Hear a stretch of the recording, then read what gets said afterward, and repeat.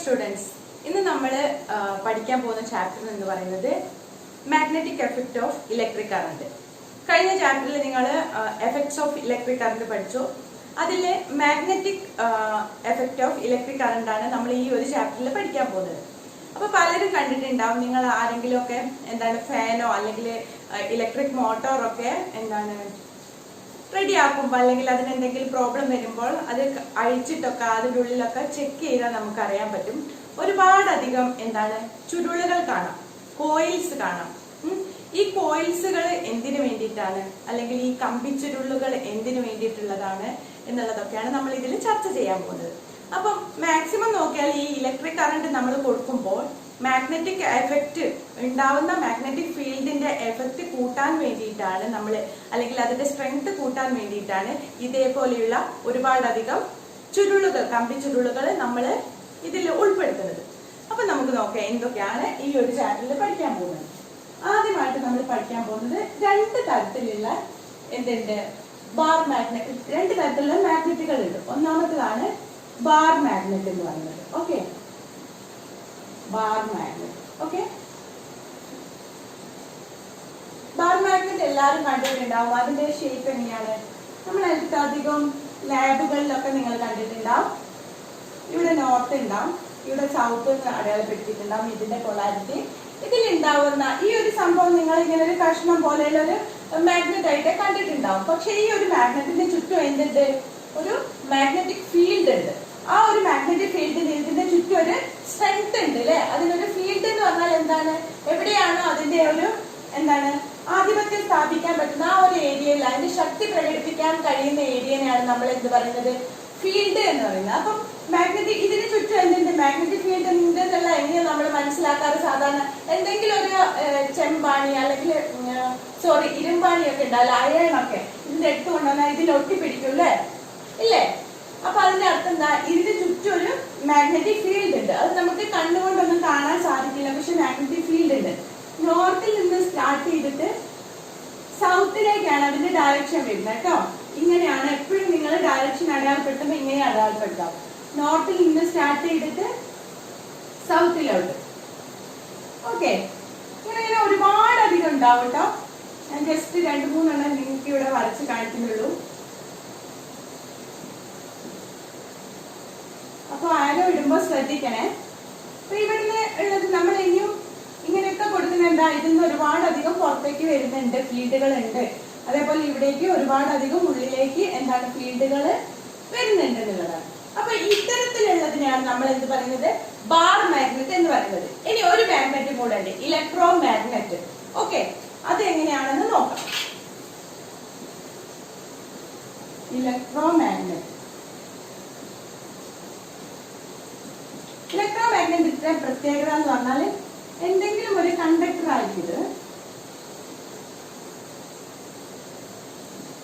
എന്നിട്ട് അതിന്റെ കൂടെ ഒരുപാടധികം കോയിൽസ് ഉണ്ടാവും. ഓക്കെ, കമ്പി ചുരുളുകൾ ഉണ്ടാവും. ഇതിലെങ്ങനെ കറണ്ട് പ്രവഹിക്കുമ്പോൾ മാത്രമേ ഇതിന് എന്തുണ്ടാവുള്ളൂ? മാഗ്നറ്റിക് എഫക്ട് ഉണ്ടാവും. അതുകൊണ്ടാണ് ഇലക്ട്രോ മാഗ്നറ്റ് എന്ന് പറയുന്നത്. ഇതിന്റെയും ഡയറക്ഷൻ എന്ന് പറയുന്നത് സെയിം പോലെ തന്നെയാണ്, ബാർ മാഗ്നറ്റ് പോലെ തന്നെയാണ്. ഇവിടുന്ന് സ്റ്റാർട്ട് ചെയ്തിട്ട് ഒരു എൻഡില് എൻഡ് ചെയ്യും.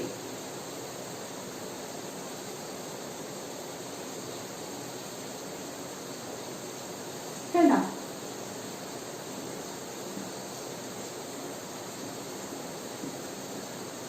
ഇതൊക്കെ അങ്ങോട്ടേക്ക് എത്താനുള്ളതാണ്. ഒരുപാട് എണ്ണം ഉള്ളത് കൊണ്ടാണ് ഇങ്ങനെ നമ്മൾ ജസ്റ്റ് ഇതേപോലെ കാണിക്കുന്നത്. ഇതിനെയാണ് നമ്മൾ എന്ത് പറയുന്നത്?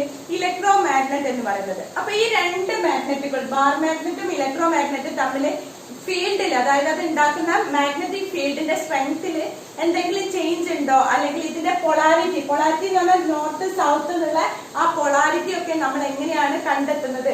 ഇത് ഉണ്ടാക്കുന്ന മാഗ്നറ്റിക് ഫീൽഡിന്റെ സ്ട്രെങ്ത് എങ്ങനെയാണ് നമ്മൾ മെഷർ ചെയ്യുന്നതെന്നൊക്കെയാണ് നമ്മൾ അടുത്തതായിട്ട് നോക്കുന്നത്. അപ്പൊ രണ്ട് തരത്തിലുള്ള മാഗ്നറ്റുകൾ മനസ്സിലായല്ലോ, അതെങ്ങനെയാണ് വരയ്ക്കുന്നതെന്നും മനസ്സിലായല്ലോ. ഓക്കെ, അപ്പൊ ആ പേജിൽ നൽകിയ 2 ക്വസ്റ്റ്യൻസ് ആണ്. The magnetic field of which magnet are depicted. ഇവിടെ ഏത് മാഗ്നറ്റിക് ഫീൽഡ് ആണ് കാണിച്ചിരിക്കുന്നത്? ഏതൊക്കെ തരത്തിലുള്ള മാഗ്നറ്റ് ഉണ്ട് ഇവിടെ എന്ന് ചോദിച്ചിരിക്കുന്നു. ഒന്നാമത്തേതാണ് ബാർ മാഗ്നറ്റ്, രണ്ടാമത്തേതാണ് ഇലക്ട്രോ മാഗ്നറ്റ്, അല്ലെങ്കിൽ ഇതിനെ സോഫ്റ്റ് അയൺ കോർ എന്നും നമ്മൾ പറയുന്നുണ്ട്. ഓക്കെ, രണ്ടാമത്തെ question, how can you identify the direction of magnetic field? എങ്ങനെയാണ് മാഗ്നറ്റിക് ഫീൽഡിന്റെ ഡയറക്ഷൻ, ഇവിടെയുള്ള മാഗ്നറ്റിക് ഫീൽഡിന്റെ ഡയറക്ഷൻ നോർത്ത് നിന്ന് സൗത്തിലോട്ടാണെന്ന് ഞാൻ എങ്ങനെയാണ് കണ്ടുപിടിച്ചത്, അല്ലെങ്കിൽ ഇവിടെ നോർത്ത് ഇതാണെന്നും സൗത്ത് ഇതാണെന്നും ഒക്കെ ഞാൻ എങ്ങനെയാണ് ഐഡന്റിഫൈ ചെയ്തത് എന്നാണ് ചോദിച്ചിരിക്കുന്നത്. അപ്പൊ സാധാരണ നിങ്ങൾക്ക് എല്ലാവർക്കും പരിചയം ഉണ്ടാവും, എന്ത്, ഒരു മാഗ്നറ്റിക് കോമ്പസ് എല്ലാവർക്കും പരിചയം ഉണ്ടാവും അല്ലെ. അതിന്റെ നീഡിൽ നിൽക്കുന്നത് ഏത് ദിശയിലേക്കാണോ അതിനെയാണ് നോർത്ത് സൗത്ത് എന്നുള്ള ദിശ നമ്മൾ പൊളാരിറ്റി കണ്ടുപിടിക്കുന്നത്. അപ്പൊ യൂസിങ് മാഗ്നറ്റിക് കോമ്പസ് ആണ് നമ്മൾ എന്ത് ചെയ്യുന്നത്, we can identify the direction of magnetic field or polarity of the magnet. മനസ്സിലായല്ലോ? ഓക്കെ, ഈ ഒരു മാഗ്നറ്റിക് ഫീൽഡിന്റെ സ്ട്രെങ്ത് എന്ന് പറയുന്നത് നമുക്ക് കോമ്പസ് യൂസ് ചെയ്തിട്ടും മാഗ്നറ്റിക് കോമ്പസ് യൂസ് ചെയ്തിട്ടും കണ്ടെത്താം. അതോടൊപ്പം തന്നെ ജെയിംസ് ക്ലാർക്ക് മാക്സ്വെല്ലിന്റെ right hand thumb rule use ചെയ്തിട്ട് നമുക്ക് അതിന്റെ ഡയറക്ഷൻ കണ്ടെത്താൻ പറ്റും. പിന്നെയുള്ളത് മാഗ്നറ്റിക് ഫീൽഡ് ലൈൻസിന്റെ സ്പെഷ്യാലിറ്റി എന്തൊക്കെയാണെന്നുള്ളതാണ്. മാഗ്നറ്റിക് ഫീൽഡ് ലൈൻസിന്റെ സ്പെഷ്യാലിറ്റി ഒന്നാമതായിട്ട് അത് കണ്ടിന്യൂസ് ആണ്. അതായത് ഇവിടുന്ന് സ്റ്റാർട്ട് ചെയ്ത് ഇങ്ങനെ കണ്ടിന്യൂസ് ആയിട്ട് പോകുന്ന തരത്തിലാണിത്. ഇവിടുന്ന് സ്റ്റാർട്ട് ചെയ്ത് ഇങ്ങനെയാണ്, ശരിക്കും അത് ലൂപ്പ് പോലെയാണ് ഫോം ചെയ്യുന്നത്. അതിന്റെ ഒന്നാമത്തെ സ്പെഷ്യാലിറ്റി എന്ന് പറഞ്ഞാൽ അത് കണ്ടിന്യൂസ് ആണ്. രണ്ടാമതായിട്ട് forming closed loops without beginning or end. ശരിക്കും അത് എവിടുന്നാണ് സ്റ്റാർട്ട് ചെയ്തത് നമുക്ക് പറയാൻ സാധിക്കാത്ത രീതിയിൽ എന്താണ് ക്ലോസ്ഡ് ലൂപ്പ് ആയിട്ടാണ് അത് എന്ത് ചെയ്യുന്നത്, ഫോം ചെയ്യുന്നത്. Forming closed loop without beginning or end. ബിഗിനിങ്ങോ എൻഡോ ഇല്ലാത്ത രീതിയിലുള്ള ഒരു ക്ലോസ്ഡ് ലൂപ്പ് ആയിട്ടാണ് മാഗ്നറ്റിക് ഫീൽഡ് ഫോം ചെയ്യുന്നത്. Go from north to south. പക്ഷെ നമ്മൾ മാഗ്നറ്റിക് ഫീൽഡിന്റെ സ്ട്രെങ്ത് അല്ലെങ്കിൽ മാഗ്നറ്റിക് ഫീൽഡിന്റെ പൊളാരിറ്റി കണ്ടെത്തുന്നതിൽ അതിന്റെ ഡയറക്ഷൻ നമ്മൾക്ക് മനസ്സിലാക്കാൻ സാധിക്കും using compass or James Clerk Maxwell's right hand thumb rule use ചെയ്തിട്ട് നമുക്ക് കണ്ടെത്താൻ സാധിക്കും. ഇത്രയും കാര്യങ്ങൾ മനസ്സിലായല്ലോ? ഓക്കെ, അപ്പൊ അടുത്തതായിട്ട് നോക്കൂ, ഇവിടെ എന്താണ് ക്വസ്റ്റ്യൻ ചോദിച്ചിരിക്കുന്നത്, how can you identify the polarity of magnet using compass? നിങ്ങൾക്ക് എല്ലാവർക്കും പരിചയമുള്ള പലരുടെ കയ്യിൽ എന്തുണ്ടാവും, മാഗ്നറ്റിക് കോമ്പസ് ഉള്ളവരുണ്ടാവും, മാഗ്നറ്റിക് നീഡിൽ ഉള്ളവരുണ്ട്. അപ്പൊ ഒരു സാധാരണ ബാർ മാഗ്നറ്റ് എടുത്തിട്ട് അതിന്റെ പൊളാരിറ്റി എങ്ങനെയാണ്, നമ്മൾ ഒരു അടയാളം വെച്ചിട്ടില്ല, നോർത്ത് ഏതാ സൗത്ത് ഏതാന്നൊന്നും തന്നിട്ടില്ല. അങ്ങനെയാണെങ്കിൽ എങ്ങനെയാണ് നമ്മൾ അതിന്റെ പൊളാരിറ്റി കണ്ടെത്തുക എന്നുള്ളതാണ്. അപ്പൊ ഇതാണ് മാഗ്നറ്റിക് കോമ്പസ് എന്ന് വെക്കുക. ഈ മാഗ്നറ്റിക് കോമ്പസിന്റെ അടുത്തേക്ക് നമ്മൾ എന്ത് ചെയ്തു, നോർത്ത് സൗത്ത് നിന്ന് എഴുതാത്ത ഒരു ബാർ മാഗ്നറ്റ് കൊണ്ടുവന്നു. അങ്ങനെ ബാർ മാഗ്നറ്റ് കൊണ്ടുവന്നാൽ ഈ ഒരു എന്താണ് കോമ്പസിന്റെ നീഡില്, നോർത്ത് നീഡില് ഇതിനെയാണ് അട്രാക്ട് ചെയ്യുന്നതെങ്കിൽ, ഈ ഒരു സൈഡിനെ അട്രാക്ട് ചെയ്യുന്നുണ്ടെങ്കിൽ അതായിരിക്കും നമ്മുടെ കോമ്പസിന്റെ സൗത്ത് എന്ന് പറയുന്നത്. അങ്ങനെയാകുമ്പോ ഈ ഭാഗം എന്തായിരിക്കും, ഷുവർ ആയിട്ടും അത് നോർത്ത് ആയിരിക്കും. മനസ്സിലായല്ലോ? അല്ലെങ്കിൽ ഇത് സൗത്ത് ആണെന്ന് മനസ്സിലായി, ഇത് നമ്മൾ നോർത്ത് ആണെന്ന് എങ്ങനെ മനസ്സിലാക്കും? നമ്മൾ നേരെ ഇത് റൊട്ടേറ്റ് ചെയ്ത് ഈ സൈഡിൽ നോർത്തും ഈ സൈഡിൽ സൗത്തും വെച്ചാല് ഇവിടെ പെട്ടെന്ന് തന്നെ ഈ ഒരു സൈഡ് ഇങ്ങോട്ട് വരും, സൗത്ത് നോർത്ത് എന്നുള്ള രീതിയിൽ വരും. മനസ്സിലായല്ലോ? If the north end of the compass needle is pointing towards your magnet, okay, if it attracts you will find the south pole. ഇത് അട്രാക്ട് ചെയ്യുകയാണെങ്കിൽ നമുക്ക് അതിനെ എന്ത് പറയാം, സൗത്ത് പോൾ ആണ്, ഈ ഒരു ബാർ മാഗ്നറ്റിന്റെ സൗത്ത് പോൾ ആണ് ഇതെന്ന് പറയാം. Okay, rotate the other side of the magnet to the compass. അങ്ങനെ വരുമ്പോ എന്ത് ചെയ്യും, ഇവിടെ ഈ ഒരു സൈഡില് റൊട്ടേറ്റ് ചെയ്തിട്ട് നമ്മൾ നോർത്ത് ഇവിടെ സൗത്ത് ഇവിടെ വെച്ചു എന്ന് വിചാരിച്ചോ. അങ്ങനെയാകുമ്പോൾ south pole of your magnet rotate the other side of the magnet to the compass, the south end. അപ്പൊ ഈ ഒരു കോമ്പസ് എന്ത് ചെയ്യും, കോമ്പസ് തിരിഞ്ഞിട്ട് ഇങ്ങനെ വന്നിപ്പോ ഇവിടെ സൗത്ത് ഇവിടെ നോർത്ത് എന്നുള്ള രീതിയിൽ വന്നിപ്പോ. അപ്പൊ ഓപ്പോസിറ്റ് സൈഡ്സ് മാത്രമേ അട്രാക്ട് ചെയ്യുള്ളൂ. അപ്പൊ ഇവിടെ നോർത്ത് ആണെങ്കിൽ ഇവിടെ എന്തായിരിക്കും, ഈ ഒരു മാഗ്നറ്റിക് നീഡില് സൗത്ത് ആയിരിക്കും ഇത്, മാഗ്നറ്റിക് നീഡിന്റെ നോർത്ത് ആയിരിക്കും ഇത്. അപ്പൊ മാഗ്നറ്റിക് നീഡിന്റെ നോർത്തിനോട് എന്താണ് അട്രാക്ട് ചെയ്ത് വരുന്ന ഭാഗം ഏതാണോ ആ ഒരു പൊളാരിറ്റിയാണ് സൗത്ത് പോൾ എന്ന് നമ്മൾക്ക് പറയാം. ബാർ മാഗ്നറ്റിന്റെ സൗത്ത് പോൾ ആണ് ഇതെന്ന് പറയുമ്പോൾ നേരെ തിരിച്ച് നമ്മൾ തിരിച്ച് ഇങ്ങോട്ട് വെച്ചെന്ന് വിചാരിച്ചു, ഇവിടെ നോർത്ത് ഇവിടെ സൗത്ത് എന്നുള്ള രീതിയിൽ തിരിച്ചു കൊണ്ടുവന്നിട്ടുണ്ടെങ്കിൽ ഉറപ്പായിട്ടും ഈ മാഗ്നറ്റിക് കോമ്പസ് എന്ത് ചെയ്യും, റൊട്ടേറ്റ് ചെയ്തിട്ട് സൗത്ത് പാർട്ട് ഇങ്ങോട്ടും നോർത്ത് പാർട്ട് ഇങ്ങോട്ട് വരും. അങ്ങനെയാണ് നമ്മൾ ഒരു മാഗ്നറ്റിക് കോമ്പസ് യൂസ് ചെയ്തിട്ട് എങ്ങനെയാണ് ബാർ മാഗ്നറ്റിന്റെ അല്ലെങ്കിൽ ഏതെങ്കിലും ഒരു മാഗ്നറ്റിന്റെ പൊളാരിറ്റി കണ്ടുപിടിക്കുന്നത് എങ്ങനെയാണെന്ന് മനസ്സിലായല്ലോ? ഓക്കെ, അടുത്തതായിട്ട് നമ്മളോട് ചോദിച്ചിരിക്കുന്ന ക്വസ്റ്റ്യൻ എന്താണെന്ന് വെച്ചാല് ബാർ മാഗ്നറ്റും സോഫ്റ്റ് അയൺ കോർ അല്ലെങ്കിൽ ഇലക്ട്രോ മാഗ്നറ്റും തമ്മിലുള്ള ഡിഫറൻസ്, അതിന്റെ മാഗ്നറ്റിക് സ്ട്രെങ്ത്തുകൾ അല്ലെങ്കിൽ അത് ഉണ്ടാക്കുന്ന മാഗ്നറ്റിക് ഫീൽഡുകൾ തമ്മിലുള്ള ഡിഫറൻസ് എന്താണെന്നാണ്. നമുക്ക് വരച്ചു നോക്കാം. നമുക്ക് ഓൾറെഡി അറിയാം എന്താണ് ബാർ മാഗ്നറ്റ് എന്ന് പറഞ്ഞാല് ഇവിടെ എന്താണ് നോർത്തും ഇവിടെ സൗത്തും. ഓക്കെ, ഈ ഒരു ബാർ മാഗ്നറ്റിൽ എന്തുണ്ട്? ബാർ മാഗ്നറ്റിന്റെ മാഗ്നറ്റിക് ഫീൽഡ് ആണ് ഈ കൊടുത്തിരിക്കുന്നത്. ഓക്കെ, ഇവിടുന്ന് സ്റ്റാർട്ട് ചെയ്തിട്ട് സൗത്തില്, അതായത് നോർത്തിൽ സ്റ്റാർട്ട് ചെയ്തിട്ട് സൗത്തിൽ എൻഡ് ചെയ്യുന്ന രീതിയിലാണ്. അപ്പൊ ഈ ഒരു ബാർ മാഗ്നറ്റിന്റെ പ്രത്യേകത എന്ന് പറഞ്ഞാൽ ബാർ മാഗ്നറ്റ്. ഓക്കെ, ബാർ മാഗ്നറ്റിന്റെ പ്രത്യേകത എന്താണ്? നിങ്ങൾക്കറിയാം, നിങ്ങളുടെ വീട്ടിലൊക്കെ ഉണ്ടാവും ബാർ മാഗ്നറ്റ്. ബാർ മാഗ്നറ്റിന് എപ്പോഴും എന്തുണ്ടാവും? മാഗ്നറ്റിക് സ്ട്രെങ്ത് ഉണ്ടാവും. അതിന്റെ പെർമനന്റ് ആയിട്ടുള്ള ഒരു മാഗ്നറ്റിക് സ്ട്രെങ്ത് ആണ് അതിനുള്ളത്. അപ്പൊ അതിന്റെ ആൻസർ എന്ന് പറഞ്ഞാല് പെർമനന്റ് മാഗ്നറ്റിക് സ്ട്രെങ്ത് ആണ് അതിനുള്ളത്. അതായത് നിങ്ങൾ ഇത്തരത്തിലുള്ള ബാർ മാഗ്നറ്റ് എടുത്തിട്ട് അതിനിട്ടേക്ക് എന്തെങ്കിലും അയൺ സബ്സ്റ്റൻസ്, എന്തെങ്കിലും ആണിയൊക്കെ ഉണ്ടാവില്ലേ നമ്മളെ വീട്ടിലുള്ള, അതൊക്കെ കൊണ്ടുപോയാലും ഈ ഒരു ബാർ മാഗ്നറ്റ് എപ്പോഴും അതിനെ അട്രാക്ട് ചെയ്യും അല്ലേ? അതിന്റെ അർത്ഥം എന്താണ്? ഇതിന്റെ ചുറ്റും എപ്പോഴും എന്തുണ്ട്? ഒരു മാഗ്നറ്റിക് സ്ട്രെങ്ത് ഉണ്ട്, അല്ലെങ്കിൽ പെർമനന്റ് ആയിട്ടുള്ള ഒരു മാഗ്നറ്റിക് ഫീൽഡ് ഇതിന് ചുറ്റും ഉണ്ട്. പക്ഷേ സോഫ്റ്റ് അയൺ കോർ അല്ലെങ്കിൽ ഇലക്ട്രോ മാഗ്നറ്റ് ഉണ്ടല്ലോ, സോഫ്റ്റ് അയൺ കോർ അല്ലെങ്കിൽ ഇലക്ട്രോ മാഗ്നറ്റ്, അതിന്റെ പ്രത്യേകത എന്ന് പറഞ്ഞാൽ അതൊരു കണ്ടക്ടർ ആണ്. ഓക്കെ, ഇതിന്റെ മേലെ എന്തുണ്ട്? ഒരുപാടധികം അയൺ കോറുകൾ ഉണ്ട് അല്ലെ? സോഫ്റ്റ് അയൺ കോറുകൾ പ്രത്യേകത എന്ന് പറഞ്ഞാൽ ഇതിലെങ്ങനെ കറണ്ട് ഫ്ലോ ചെയ്യുമ്പോൾ മാത്രമേ അവിടെ എന്തുണ്ടാവുള്ളൂ? ഒരു മാഗ്നറ്റിക് ഫീൽഡ് ഉണ്ടാവുള്ളൂ. അതൊരു ഇലക്ട്രോ മാഗ്നറ്റ് ആണ്. അതായത് ഇലക്ട്രിസിറ്റി പോകുമ്പോൾ മാത്രം, ഫ്ലോ ചെയ്യുമ്പോൾ മാത്രം ഉണ്ടാവുന്ന ഒരു മാഗ്നറ്റിക് ഫീൽഡ് ആണ് അതിനുള്ളത്. ഇതിലെങ്ങനെ കറണ്ട് ഇല്ലാത്ത അവസ്ഥയിൽ എന്താണ്? ഇതിലെങ്ങനെ ഒരു മാഗ്നറ്റിക് ഫീൽഡും ഉണ്ടാവില്ല, ഇതിനൊരു സ്ട്രെങ്ത്തും ഉണ്ടാവില്ല. പക്ഷെ ഇതിലെ കറണ്ട് ഫ്ലോ ചെയ്യാണ്, ഇതൊരു സോഫ്റ്റ് അയൺ കോർ ആണ്. അപ്പൊ ഇതിലെങ്ങനെ കറണ്ട് ഫ്ലോ ചെയ്യുകയാണെങ്കിൽ എന്താണ്? ഇതിനൊരു മാഗ്നറ്റിക് ഫീൽഡ് ഉണ്ടാവും.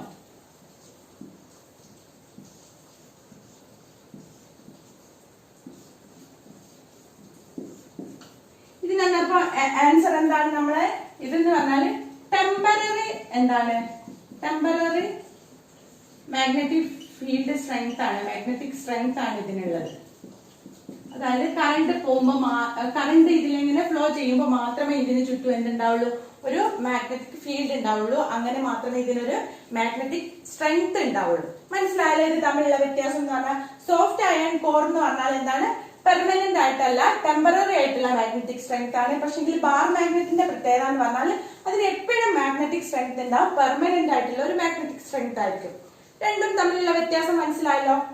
ഓക്കെ, അപ്പൊ അടുത്തതായിട്ട് നമ്മൾ പഠിക്കാൻ പോകുന്നത് ഈസ്റ്റഡ്, അതായത് ഈസ്റ്റഡിന്റെ എക്സ്പെരിമെന്റ് ആണ്. ഈസ്റ്റഡ് എന്ന് പറയുന്നത് ഒരു ഫേമസ് സയന്റിസ്റ്റ് ആയിരുന്നു.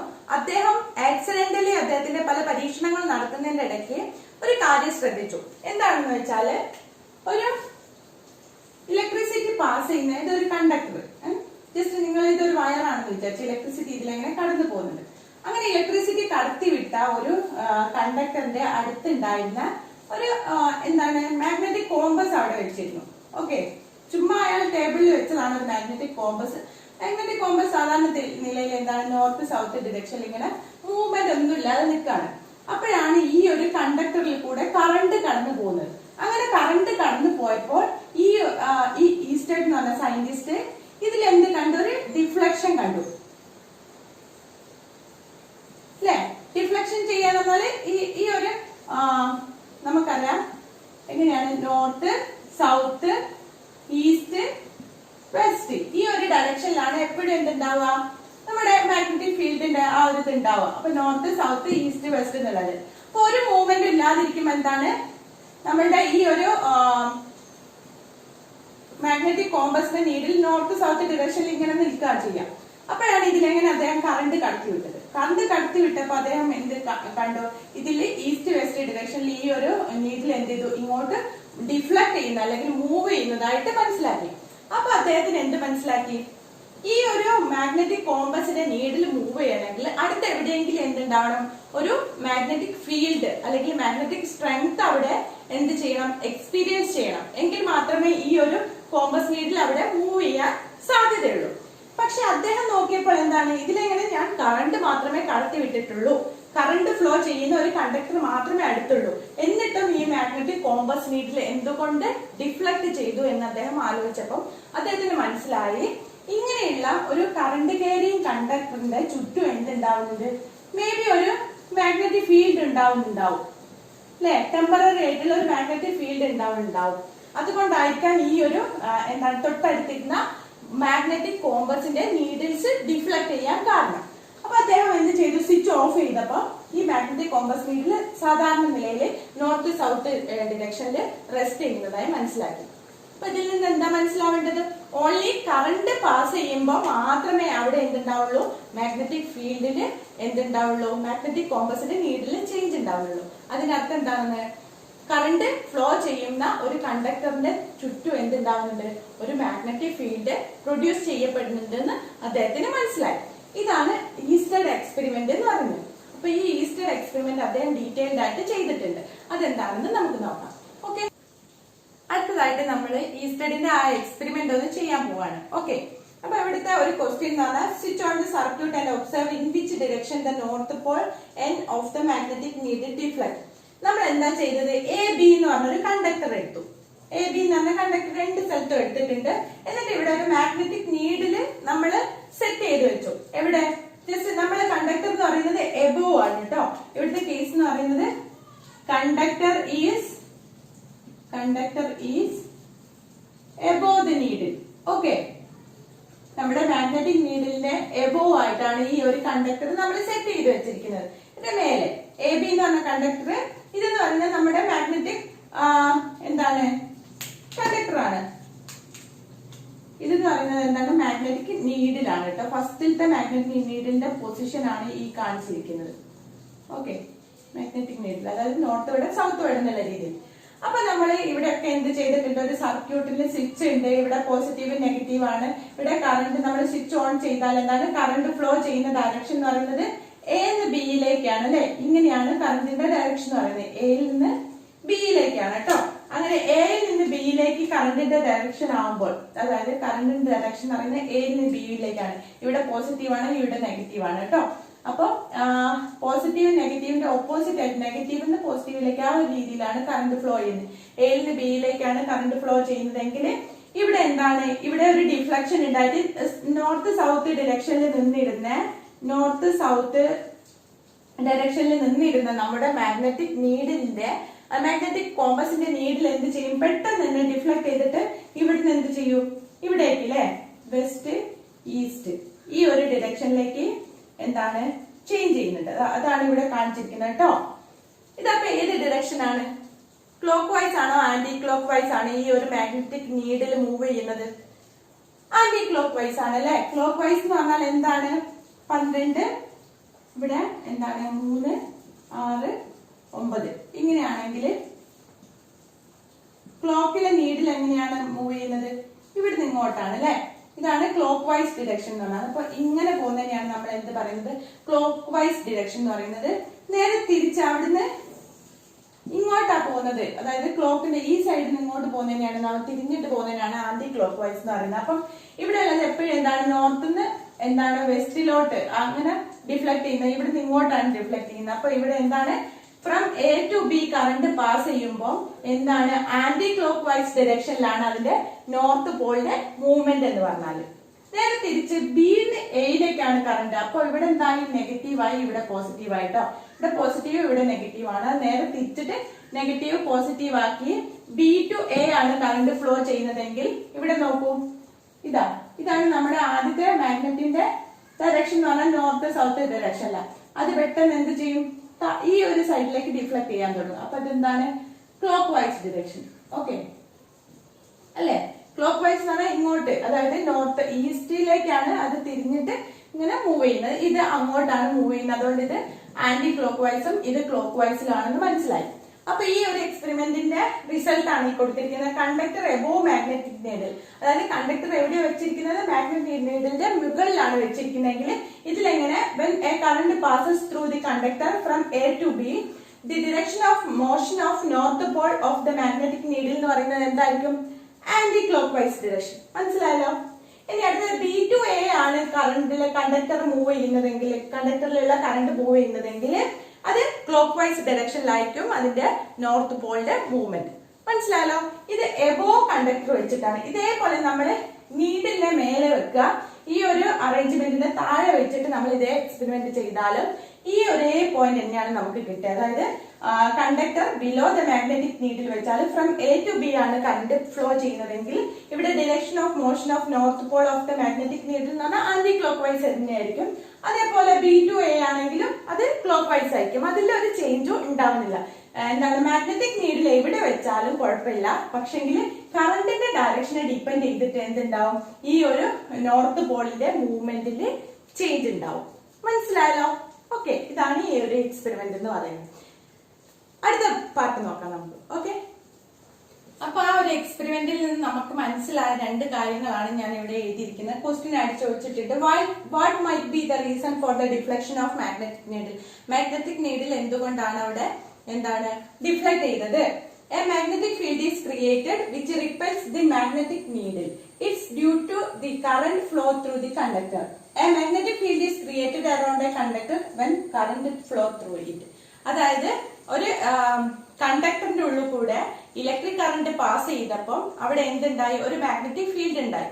ആ മാഗ്നറ്റിക് ഫീൽഡ് എന്ന് പറയുന്നത് എന്താണ്, ഈ ഒരു മാഗ്നറ്റിക് കോമ്പസിന്റെ ഉള്ളിലുള്ള മാഗ്നറ്റിക് നീഡിലിനെ ഡിഫ്ലക്ട് ചെയ്യാൻ കാരണം എന്താണ്, അത് റിപ്പൽ ചെയ്യുന്നത് കൊണ്ടാണ്. നമ്മൾ കൊടുത്തിരിക്കുന്ന ഇലക്ട്രിക് കറണ്ട് കൊണ്ട് ഒരു കണ്ടക്ടറിന്റെ ഉള്ളിൽ കൂടെ മൂവ് ചെയ്യുമ്പോൾ ആ കണ്ടക്ടറിന് ചുറ്റും ഉണ്ടാവുന്ന മാഗ്നറ്റിക് ഫീൽഡ് എന്ന് പറയുന്നത് ഈ ഒരു മാഗ്നറ്റിക് കോമ്പസ് നീഡിലിന്റെ ഉള്ളിലുള്ള മാഗ്നറ്റിക് നീഡിലിനെ അതെന്ത് ചെയ്യും, റിപ്പൽ ചെയ്യുന്നുണ്ട്. അതുകൊണ്ടാണ് ഈ ഒരു മാഗ്നറ്റിക് കോമ്പസ് എന്ത് ചെയ്തത്, ഡിഫ്ലക്ട് ചെയ്തിരിക്കുന്നത്.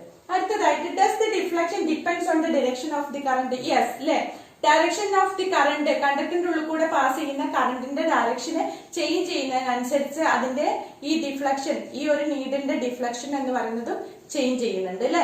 അതായത് ഫ്രം എ ടു ബി ആണ് കറണ്ട് മൂവ് ചെയ്യുന്നതെങ്കിൽ അവിടെ ഉണ്ടാകുന്ന ഡിഫ്ലക്ഷൻ എന്ന് പറയുന്നത് ആന്റി ക്ലോക്ക് വൈസ് ഡയറക്ഷനിലായിരിക്കും നോർത്ത് പോളിന്റെ മൂവ്മെന്റ് എന്ന് പറഞ്ഞാൽ. അതേപോലെ ബി ടു എ ആണ് കറണ്ട് മൂവ് ചെയ്യുന്നതെങ്കിൽ അവിടെ ക്ലോക്ക് വൈസ് ആയിട്ടുള്ള ഒരു ഡയറക്ഷനിലാണ് നോർത്ത് പോള് തിരിച്ചിട്ട് എന്തിലേക്ക് മാറുന്നത്, ഈസ്റ്റിലോട്ട്, നോർത്ത് ടു ഈസ്റ്റ് എന്ന് പറയുന്ന ആ പൊളാരിറ്റി ഡിഫ്ലക്ഷൻ ചേഞ്ച് ചെയ്യുന്നത്. മനസ്സിലായില്ല? അപ്പൊ ഈ രണ്ട് കാര്യങ്ങളാണ് നമ്മൾ ആ ഒരു എക്സ്പെരിമെന്റിൽ നിന്ന് പ്രധാനമായിട്ട് മനസ്സിലാക്കേണ്ടത്. അപ്പൊ ഇന്നത്തെ ക്ലാസ് നിങ്ങൾക്ക് എല്ലാവർക്കും മനസ്സിലായെന്ന് ഞാൻ പ്രതീക്ഷിക്കുകയാണ്. ബാക്കി ഭാഗങ്ങൾ നിങ്ങളുടെ ഒപ്പീനിയൻ അനുസരിച്ച് മാറ്റിയിട്ട് നമുക്ക് അടുത്ത ക്ലാസ്സിൽ ഞാൻ ക്ലാസ് അപ്ലോഡ് ചെയ്യുന്നതായിരിക്കും. ഈ ക്ലാസ്സിൽ എന്തെങ്കിലും മനസ്സിലാവാത്തത്, എന്തെങ്കിലും ഒപ്പീനിയൻസ് ഉണ്ടെങ്കിൽ നിങ്ങൾക്ക് താഴെയുള്ള കമന്റ് ബോക്സിൽ എൻ്റെ അടുത്ത് ഷെയർ ചെയ്യാവുന്നതാണ്. അപ്പൊ അടുത്ത ക്ലാസ്സിൽ കാണാം.